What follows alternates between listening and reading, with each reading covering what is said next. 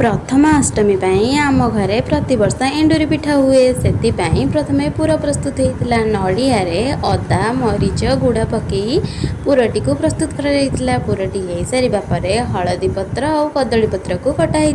हलदी पत्र अल्प थी कदली पत्र कटाई ना प्रतिवर्ष हलदी पत्र ही हुए एपटे आसिकी इटेल छांचरे पानी और छण को कटाई सीझा होता सीझा पर से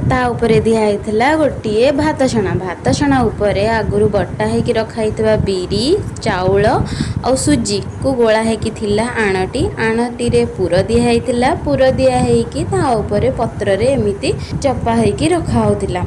एमिति 6-7टा पिठा गोटे भारी रे 6-7टा कि 10टा खंडे पिठा रोला पिठा रखी सारिबा परे ताको घोरा होइथिला काहेकि ना किछि समय सिझिबापई चढ़ा होइथिला से सिझी जिबापई निहाती 10-15 मिनिट लागुथिला और सिझी गला परे ताको